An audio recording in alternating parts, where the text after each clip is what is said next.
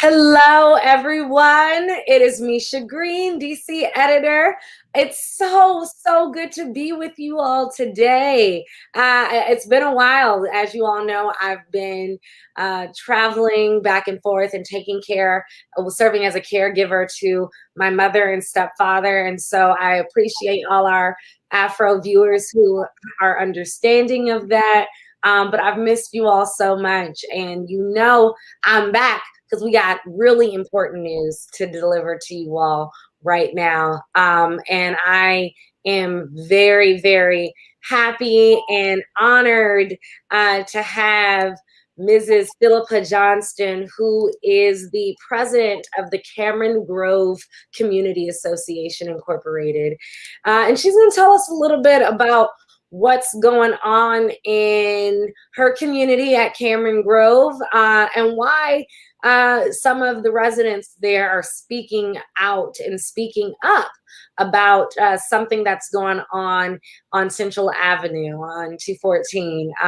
So first of all, before we even get into the nitty gritty of what's going on, Mrs. Johnston, how are you? Well, I'm doing great. We're living our best life in this wonderful 55 and over active adult community. We were given some bad news recently, but we're working and organizing and moving forward. And we appreciate having the opportunity to tell our story this morning. Well, I can attest that you all are living your best life. I can't even remember who it was so many years ago, but I visited a family friend who was living in Cameron Grove, and I always think about it because it was right across from Six Flags. And I thought about, at the time I was so young, and I remember thinking, oh, it'd be so cool when I get older to live right across from Six Flags, and the merriment I'd be able to get as a retired person and do, at my, probably 10 to 12-year-old mind was thinking that at the time. But, Cameron Grove has sort of stuck with me as a place that, the people are very happy. The facilities are gorgeous. And it, as you said, it really does seem like a place where you can live your best life. What does your community association do? Well, our community association manages basically the community. We manage the common property. We obviously manage the finances. We make sure that the facilities are up to date and maintained. And we have a responsibility to provide increased value for the homes. We don't want to lose value on any of our homes. And we try to create a common community that is supported and has availability of all kinds of activities. Because we have, a sports lounge, we have a movie theater, we have an indoor and outdoor pool, we have a ballroom. So there's a lot, a fitness center. So there's a lot for the board to maintain. I was going to ask you to share with the people what were some of the cool facilities that you all had to offer, and you shared it. Can you tell us a little bit about why this level of entertainment and activities and facilities even attracted you to Cameron Grove and some of the other people to the Cameron Grove community? Well, I think most of us downsized, from much larger homes, 3-level homes. So I had been looking at this development for some time, long before I stopped working. And when I decided to downsize, then I remembered it. It stayed in my mind. And I was interested in the 1-level homes, a place that would be maintained. I didn't have to worry about snow or cutting grass or anything. And it's really kind of close, like living on a college campus. We can run up and down to the resort center, have meetings, visit our friends and that kind of thing. So that was just something that seemed like a nice, quiet, peaceful place to be.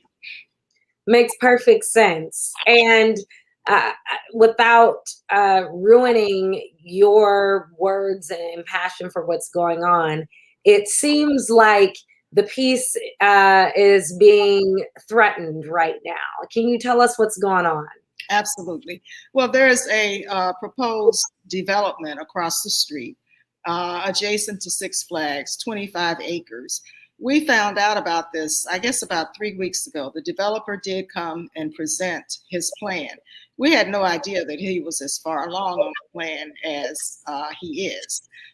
So we immediately mobilized and started sending out letters and notifying our council and other stakeholders about our opposition to the development. Then after, when we first started that, I got word that Councilman Davis had sponsored 2 ordinances that would supersede the planning and zoning process in the county. When those ordinances become law, then it doesn't matter what the county plan says or what the rezoning says. Now, Councilman Davis is our councilman for District 6. He likes to come out to Cameron Grove and talk to us and, talk about how great he is. He was here in November for Veterans Day, and he yet has not said one word to us. We're trying to get a meeting with him. So, Prince George's County is known for its secrecy and underhanded deals when it comes to development. That's a well-known fact in the whole DMV. So at some point that has to stop. Now, the history of this is that there was a 2035 plan, which is very well thought out, which was approved by the council in 2014. And this plan primarily looks at any development that it should makes sense. If you go to Montgomery County, you see that they've got transit areas with housing and retail and all kinds of transportation, and it's all walkable. But they couldn't implement that because the zoning process was so screwed up. So in 2018, they decided to approve a countywide map amendment, which basically just cleaned up the zoning.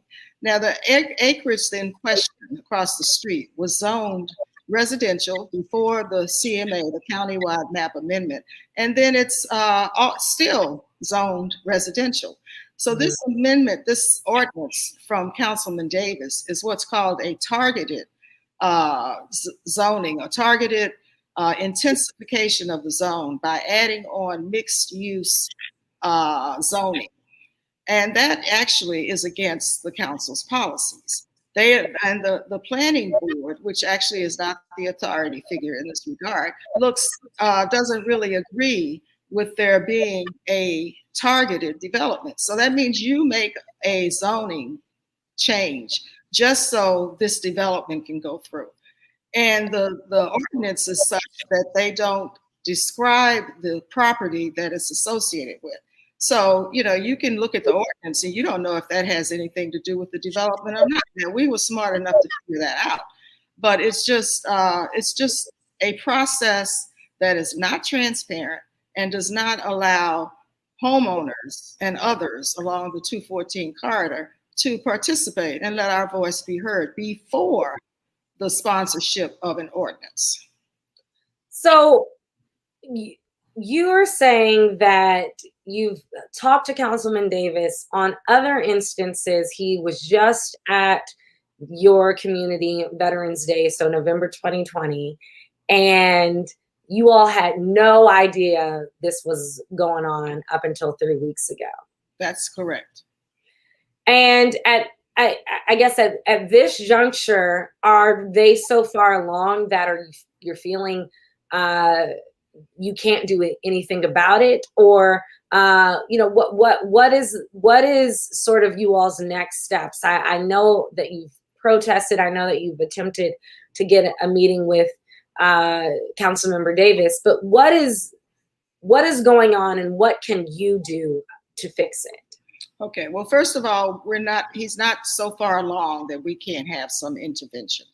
The bill has been read and now goes to a work committee, and the work committee evaluates whether or not it's appropriate to move forward. We're working on participating in that. We've sent letters. We've got a petition that we will be sending to the council that has over 800 names on it, not just Cameron Grove, but other communities up and down the 214 corridor. So we've got the petition. We're sending letters, massive letters to all of the council members. We have a meeting scheduled on Friday with at-large Councilman Hawkins' staffer. You see, we have 3 representatives for District 6. We have the District 6, and then we have 2 at-large councilmen. We're trying to get an appointment with our other at-large member. We've contacted Derek Davis's office. Initially, they said they would set something up, and all of a sudden they've gone quiet and have not responded. So we intend to have rallies. We intend to make as much noise as we can to make it as much uncomfortable as it can be, and let them know that going forward, this secrecy and this lack of transparency is just not acceptable. Development, we're not against development, but it needs to be smart growth, not urban sprawl, where there is more emissions because there are more cars on the road. And we have so much traffic. And Six Flags, I know, is a wonderful thing for kids. But hey, trying to get out of our development, we have one way in and one way out. And this development is going to bring nothing but more traffic. Now, I can talk a bit about what's actually in the development, the proposal, if that's okay. So please do. And as you talk about it, share, further. I really appreciate you talking about the traffic specifically from Six Flags and what this could add. But tell us a little bit about how each addition will affect the people of Cameron Grove and that area of 214 in general, because there are other developments nearby. Right. Well, because there's not been a legitimate or strategic plan for the county until now, what we end up with strip mall after strip mall after strip mall.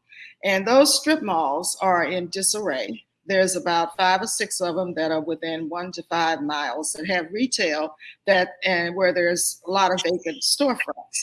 So this development is going to have, first of all, 300 apartments, okay? So that's going to put anywhere from 300 to 500 cars on 214 at any time, with increase in admissions and problems, contributing to climate change.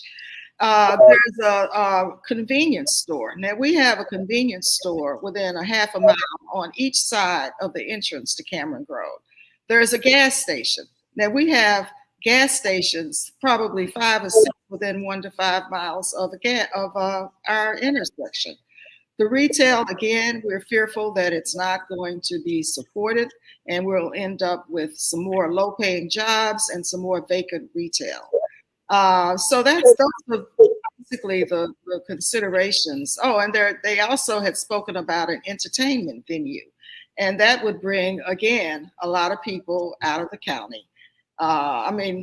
Potentially out of the county, but a lot of people coming into that area. So the whole development is going to decrease our quality of life because we already have a challenge getting out of our community. We also, on 214, is the Evangel Massive Church. I was just going to ask about that. Yes. And that already contributes, they certainly with COVID, they haven't been active, but they'll be active again really soon. And that just increases the traffic as well. So we just don't see the justification for this. We understand that sometimes it's appropriate to have an ordinance and it's appropriate to perhaps supersede the zoning process. But this just simply is not the situation where that would happen, because there just is no justification and it's not needed. It brings very little value to anybody. And if you're going to develop an area like that outside of the 2013 plan, outside of the CMA, in contradiction to the plan that the council members actually voted for, then it ought to be a justified development. It ought to bring value. And if that's not the case, we just simply are opposed, and we will continue to fight it. And so how can the people who are watching this stream today or after today, because guys, remember this stream exists forever, so go ahead and share it, because as I say, sharing is caring. But how can we contribute to you all's, at this point, rallying and protesting against the development across the street from Cameron Grove? Yeah, well, there are a variety of ways. First, we need you to spread the word. Pretty much everyone that has come from different communities that are signing our petition, they have not heard anything about this development. So we need you to take this and spread the word. You can also develop a petition of your own, or you can come by Cameron Grove Resort Center, 100 Cameron Grove Boulevard, between the hours of 10 and 7, and sign our petition. We will be sending those over by hard copy as well as electronically, but that's an ongoing thing. You can write your own letter to each of the council members, and remember that all the council members vote. Now, they usually defer to the council member that's bringing something like this up, but that does not have to be the case. They can vote not to support this. So it's important for every council member to hear from you. And those of you who travel 214, because 214 connects the Beltway with 301. And there are a lot of people who travel this route who are going to be affected, who may or may not live in District 6, or who may or may not even live in the county, but they're going to be affected, and they should make their voices heard. There also will be a hearing that is upcoming on the ordinance. We don't have a date yet, but it should be in the next 2 weeks. So we're working on social media. We're on Nextdoor, and I will be posting the date of that hearing as soon as we get that. So check back with Nextdoor and stay informed about that. And our Facebook page is coming up soon. So if there's anybody that has any special skills, other contacts with other media, call us, let us know. And we would be happy to have that help. But we mainly need you to stand up and contact your council members. Vote, petition, and email, just let them know. Well, you all heard it. Vote, petition, let these council members know that at least give the people a chance to make their voices heard before you break ground, before you make plans to break ground. We'll let you all know when that hearing will be. I'm sure Mrs. Johnston will send us that information. Absolutely. We'll include it in the comments below, so look out for this. Again, like I say, sharing is caring, so go ahead and share this stream. It'll be here forever. As long as Facebook and YouTube is around, this stream will be around. So go ahead and share it with your community. Let the people know what's going on. If they're not informed, they can't do anything about it. And so make sure your community is informed. And hello to everybody tuning in. Jewel, I see you. Hello. Mr. I hope I'm saying your name right, Nduka, talking about targeted zoning and the issues of that.